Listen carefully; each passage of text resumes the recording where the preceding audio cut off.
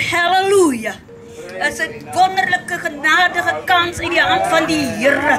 Dat ons weer vanaand kan sit in die hemelse plekke in Christus Jesus. U weet dierbares, daar is niemand. Daar is niemand soos onze God nie. U weet dierbares, as jy in die teenwoordigheid van sy gees kom, daar waar die gelowiges die Here dien in gees en in waarheid. U weet, iemand anders kan dit nie vir u beskryf nie. U moet dit self deelagtig word.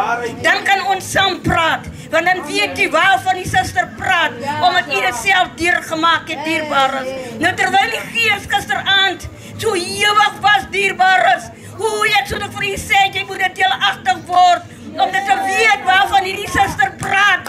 Want terwyl ek so in die gees as daar, dierbares, die kom ou Job so by my op, en ek dink toe, ek wonder waarom het Job dit so by my gebly gisteraand, en toe ek by die huis kom, dierbares, waar ek nie nou die vak afgeskit het, toe vat ek my Bybel, en ek gaan weer daar deur, en ek kan weet, waaroor het Job so by my gespook, dierbares, en ek kom daar, en ek sien daar die Satan sê, hy het die aarde gedeurkruis, en God, die Here sê vir hom, het jy my sê, het jy vir Job gesien, daar is niemand soos Job nie, dierbares, u weet, ek voel so roering hier in my binneste, terwyl ek vir Job lees, en ek dink, o jou Satan, jy het ook vir Jesus uitgedaag om vir my te kry, want jy het mis vir Pastor Flora so gekry, dat sy nie meer kan praat nie, dat sy nie kan loop nie,